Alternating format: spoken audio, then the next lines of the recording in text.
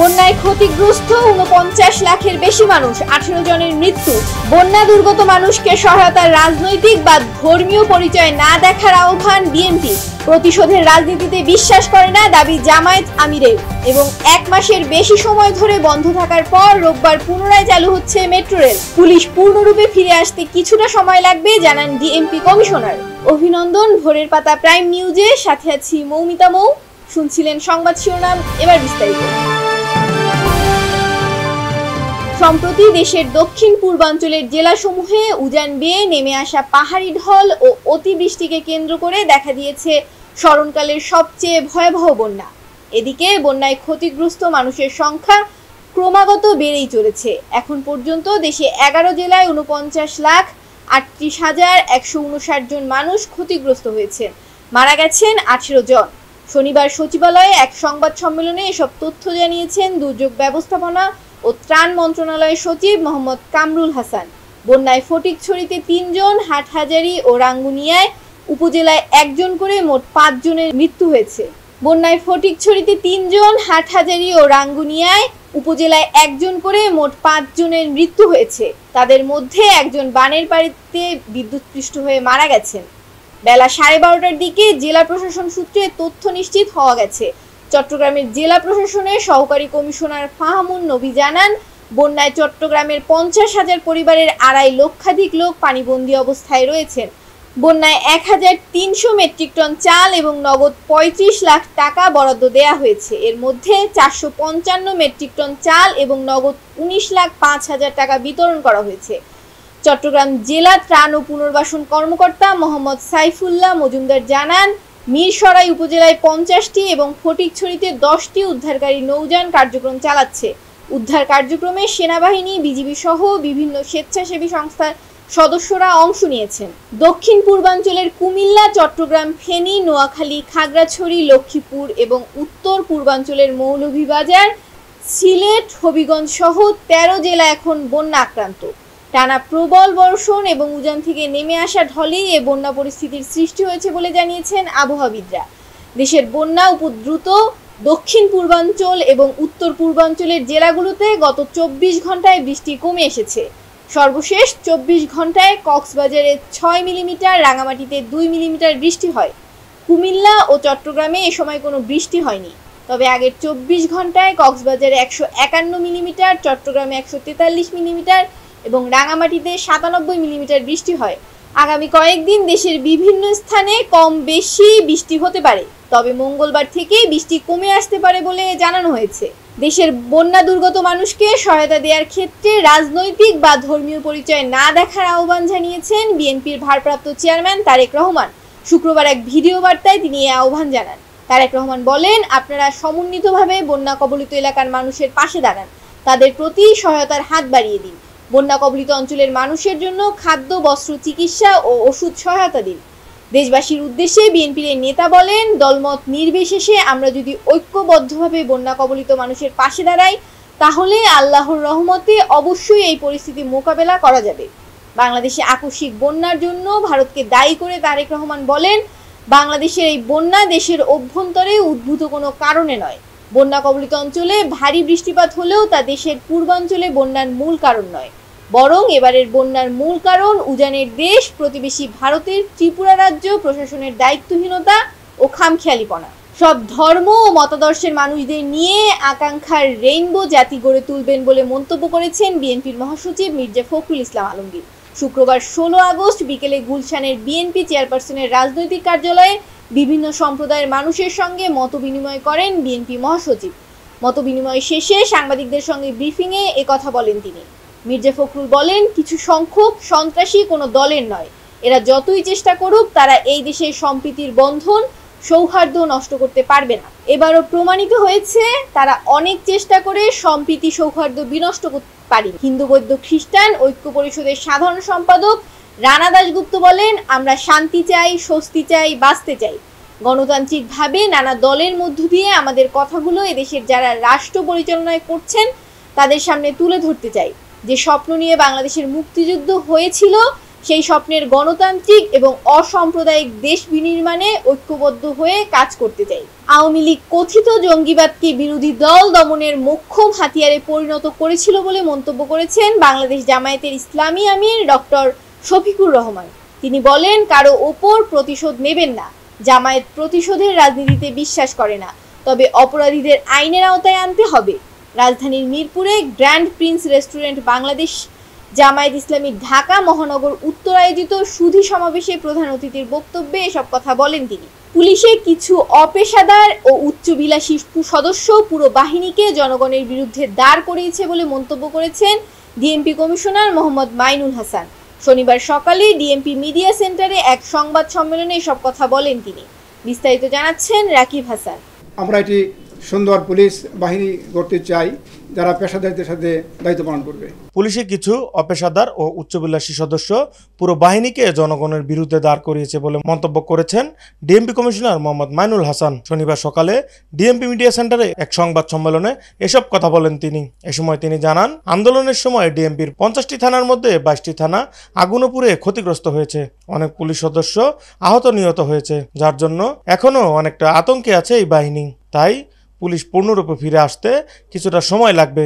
এ সময় পুরো বাহিনীকে ঢেলে সাজানোর কথা জানান ডিএমপি কমিশনার। বিগত সময়ের উচ্চাভিলাষী ও অপেশাদার কিছু পুলিশ কর্মকর্তা সমগ্র পুলিশ বাহিনীকে জনগণের মুখোমুখি দাঁড় করিয়ে দেয়। ডিএমপি সহ সারা দেশে অনেক পুলিশ সদস্য আহত এবং নিহত হয়েছেন। প্রাণ ভয়ে আত্মগোপনে ছিলেন মাঠ পর্যায়ের পুলিশ সদস্যগণ। অনেক স্থানে আমাদের অবকাঠামো ধ্বংস হয়েছে। ট্রাফিকের প্রায় সকল অফিস ও বক্স ভাঙচুর হয়েছে। ঢাকা মেট্রোপলিটন পুলিশের 50টি থানার মধ্যে 22টি থানা সম্পূর্ণভাবে ক্ষতিগ্রস্ত হয়েছে। বিপুল সংখ্যক যানবাহন অগ্নিদগ্ধ হয়েছে। প্রচুর অস্ত্র ও গোলাবারুদ লুণ্ঠিত হয়েছে। এ ধরনের ভয়াবহ বিপর্যয়ের সম্মুখীন পুলিশ বাহিনী ইতিপূর্বে কখনো হয়নি। আমাদের এই পুলিশ সদস্য ঢাকা মেট্রোপলিটন পুলিশে নিহত হয়েছেন 14 জন, ইনজুর্ড হয়েছেন 427 জন। সাংবাদিকদের এক প্রশ্নের জবাবে কমিশনার বলেন, যারা অপেশাদার আচরণ করেছে তাদের চিহ্নিত করে আইনের আওতায় আনা হবে। এছাড়া আন্দোলনের সময় আওয়ামী লীগ, ছাত্রলীগ সহ যারা অস্ত্র ব্যবহার করেছেন অবৈধ এসব অস্ত্র উদ্ধারে চেষ্টা চলছে। যে কোনো মামলায় বিভিন্ন ধরনের অপরাধী, বিভিন্ন ধরনের তাদের ইনভলভমেন্ট থাকে। তাদের যে প্রিন্সিপাল অফেন্ডার আছে, আবার অ্যাবেটর আছে। তো অনেকেই যে এই সকল অপরাধে যারা ইতিমধ্যে আছে তারা হয়তো এই অপরাধকে সংগঠনে সহযোগিতা করেছেন বিভিন্নভাবে, এবং আপনারা জানেন এগুলো। অনেকে আপনার অর্থ দিয়ে সাহায্য করেছেন, অনেকে পরামর্শ দিয়েছেন, অনেকে আপনার যে মিডিয়াতে উস্কানিমূলক বক্তব্য দিয়েছেন। তো এগুলো তো অপরাধ, আপনার অবশ্যই অপরাধ। এবং আমরা আইন অনুযায়ী যে কাজগুলো করব, এভিডেন্স কালেকশন করব। এভিডেন্স কালেকশন এবং যে কোনো মামলা তদন্তে এভিডেন্স কালেকশন অত্যন্ত গুরুত্বপূর্ণ, এবং যে কোনো অ্যারেস্ট আপনার হবে এই কালেক্টেড এভিডেন্সের উপরে। অনেকের যে লাইসেন্সকৃত অস্ত্র ব্যবহার হয়েছে এগুলোতে, আবার ইলিগাল ফায়ারআর্মসের ব্যবহার হয়েছে। তো কাজেই চ্যালেঞ্জ আমাদের সামনে, অনেক চ্যালেঞ্জ যে এগুলোকে কীভাবে আমরা এই যে নিউট্রালাইজ করবো, আমাদের সামনে অনেক চ্যালেঞ্জ। আমরা প্রতিটা বিষয় আমাদের মাথায় আছে, আমরা চেষ্টা করবো এগুলো নিয়ন্ত্রণের জন্য। সাংবাদিকদের অপর এক প্রশ্নের জবাবে তিনি বলেন, অপেশাদার ও উচ্চবিলাসী এবং ছাত্র আন্দোলনে হত্যাকাণ্ডে সরাসরি অভিযুক্ত ঊর্ধ্বতন কর্মকর্তাদের অবস্থান সম্পর্কে এখনও সঠিক তথ্য জানা নেই। পুলিশের দুর্নীতি বন্ধে ডিএমপি কমিশনার বলেন, আমরা চাই পেশাদার পুলিশ বাহিনী তৈরি হোক, যেখানে থাকবে না কোনো দুর্নীতি, অনিয়ম ও অন্যায়ের স্থান। পুলিশ হবে জনবান্ধব ও সুশৃঙ্খল। কে কোন জেলা থেকে আসলো বা কোথেকে আসলো এটি আমাদের বিবেচনার বিষয় নয়। আমরা চাই এটি সুন্দর সুশৃঙ্খল পুলিশ বাহিনী তৈরি করতে, যেখানে সকল পুলিশ সদস্যের আচরণ হবে পেশাদার। আমরা চাই এটি পেশাদার পুলিশ বাহিনী তৈরি হবে, এখানে আপনার দুর্নীতি, অনিয়ম, অন্যায় এর কোনো স্থান থাকবে না। এবং এটার জন্য আমাদের দিক থেকে যেরকম যে কর্ম পরিকল্পনা থাকবে, একই সাথে আমরা জনগণের সাপোর্টও চাই যে আপনারা ধরিয়ে দেন কে এরকম যে অপরাধমূলক কাজগুলো করছে, নিয়ম বহির্ভূত বিধিমূলক কাজগুলো করছে, এগুলো আপনারাও ইনফরমেশন আমাদেরকে দেবেন।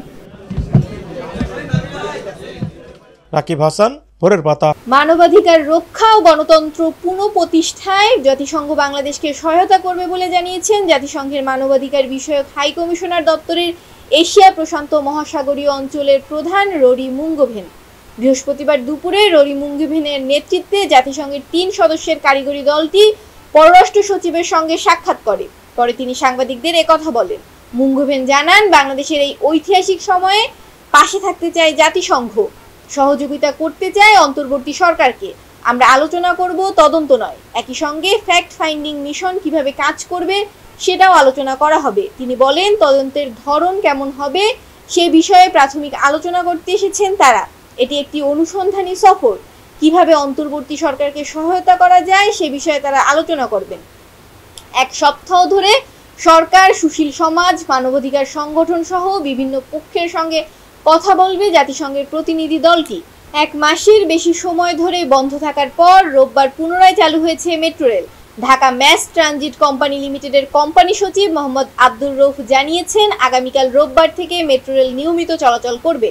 বিস্তারিত তাসনুভা ঐশীর কণ্ঠে পুলক রাজের প্রতিবেদনে। রেল ছাড়া বর্তমানে আমাদের অনেক কষ্ট হইতেছে। ঠিক আছে, আগে তো যাইতাম মেট্রো রেলে যাইতাম, যা শুনেছি আগামীকাল চালু হবে and we hope for the best. 10 নম্বর পর্যন্ত মনে চালু হইব না।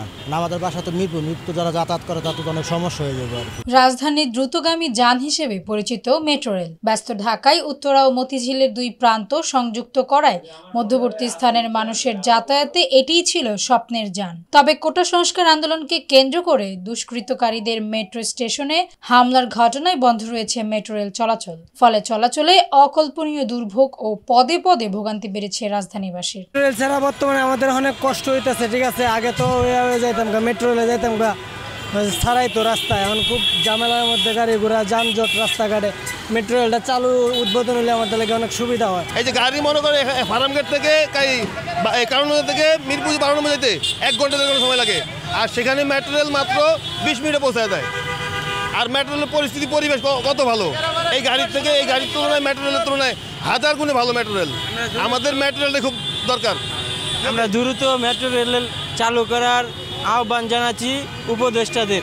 মেট্রো রেলটা যখন ছিল তখন মানুষের জন্য প্রায় সুসময় ছিল আর কি, কারণ এই ঢাকা সিটির যে দুর্ভোগ, আপনার জনজীবনের যে দুর্ভোগ, রাস্তাঘাটের যানজট, মেট্রো রেলটা চালু হলে বাংলাদেশের মানুষের জন্য খুব ভালো হবে। অন্তত ঢাকা সিটির মানুষের জন্য খুবই একটা ভালো হবে মেট্রো রেলটা চালু হলে। সকল দুর্ভোগের অবসান ঘটাতে রবিবার থেকে আবারও চালু হচ্ছে মেট্রো রেল। তবে মিরপুর 10 ও কাজীপাড়া স্টেশনে আপাতত মেট্রো ট্রেন থামবে না। 2টি স্টেশনে যাত্রী সেবা কার্যক্রম বন্ধ থাকবে। 10 নম্বর পর্যন্ত মনে চালু হইব না। আমাদের বাসা তো মিরপুর যারা যাতায়াত করে তাতে তো অনেক সমস্যা হয়ে যাবে আর কি। অবশ্যই আমাদের ক্ষতি হচ্ছে। আশা করি মেট্রো আবার চালু হলে আমাদের এই দুর্ভোগটা কমবে। যা শুনেছি আগামীকাল চালু হবে and we hope for the best. দুর্ভোগ অনেক বাইরে গেছে মানুষের, একটা বিরাট অংশ ওই মেট্রো রেলে যারা চলাচল করতো। রেল তো আমরা আশা করতেছি খুব তাড়াতাড়ি চালু হবে, কারণ এটা একটা সমস্যার আংশিক বড় একটা সমাধান ছিল। বিশাল একটা জ্যামের মধ্যে পড়ে গেছিলাম, আগামীকালকে চালু হবে, আমরা এতে খুব খুশি এবং মেট্রো রেল যেন আরও দীর্ঘস্থায়ীভাবে সুন্দরভাবে চলতে পারে এই আশা করছি আমি। এর আগে কোটা সংস্কার ঘিরে আন্দোলন চলাকালে গত 18 জুলাই মিরপুর 10 নম্বর গোলচত্বরে পুলিশ বক্সে অগ্নিসংযোগ করা হলে ওই দিন বিকেল 5টায় মেট্রো রেলের চলাচল বন্ধ করে দেয় কর্তৃপক্ষ। এর পরদিন মিরপুর 10 ও কাজীপাড়া স্টেশনে ভাঙচুর করা হয়। জাতীয়করণ সহ 3 দফা দাবি আদায়ের লক্ষ্যে অবস্থান কর্মসূচি পালন করছেন সরকারি প্রাথমিক বিদ্যালয়ের কর্মরত দপ্তরিরা। শনিবার জাতীয় প্রেস ক্লাবের সামনে সকাল থেকেই এই অবস্থান কর্মসূচি পালন করেন তারা। এ সময় তারা সরকারি প্রাথমিক বিদ্যালয়ের দপ্তরি কাম প্রহরী পদটি জাতীয়করণের দাবি জানান। তারা বলেন, আমরা আমাদের যৌক্তিক দাবি নিয়ে রাস্তায় নেমেছি। 3 দফা দাবি আদায় না হলে আমরা রাজপথ ছাড়ব না। দাবি আদায় করেই আমরা ঘরে ফিরব। তাদের দাবিগুলো হলো দপ্তরি কাম প্রহরী পদটি জাতীয়করণ, বেতন বৈষম্য দূরীকরণ, বেতন ভাতা বৃদ্ধি, উৎসব ভাতা বহাল ও শ্রম আইন অনুযায়ী কর্মঘণ্টা নির্ধারণ। এবার আন্তর্জাতিক সংবাদ।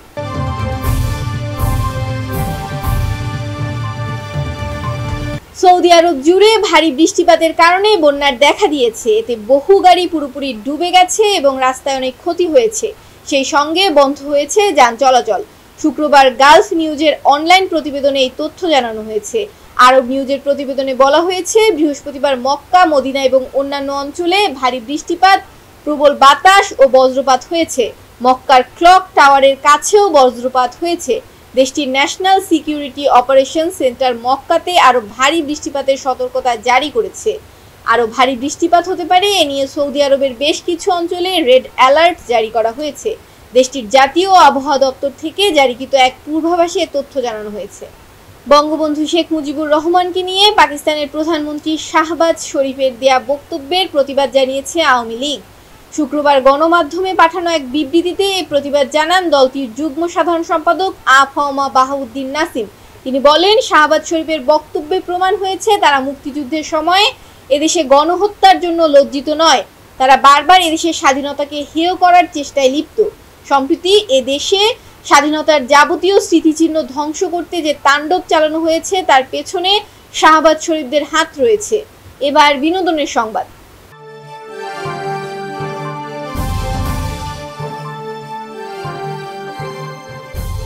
দুর্যোগ দিনেও ডিপজলের নতুন সিনেমা অমানুষ হলো মানুষ 21টি হলে মুক্তি পেয়েছে।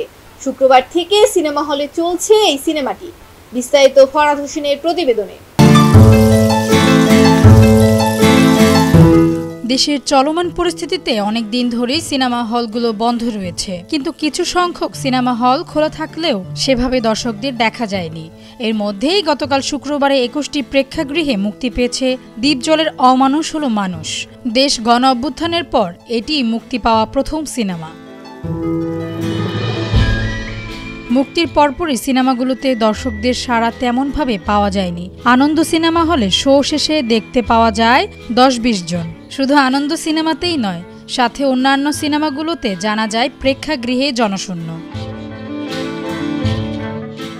ডিপজলের নায়িকা একটি গণমাধ্যমকে বলেন, দেশের যে অবস্থা তাতে করে দর্শকরা সিনেমা হলে যাবেন কিনা বুঝতেছি না, কারণ কারো মন মানসিকতাই ভালো নেই। তারপরও দর্শকদের হলমুখী করার চিন্তা থেকেই ডিপজল ভাইয়া সিনেমাটি মুক্তি দেন।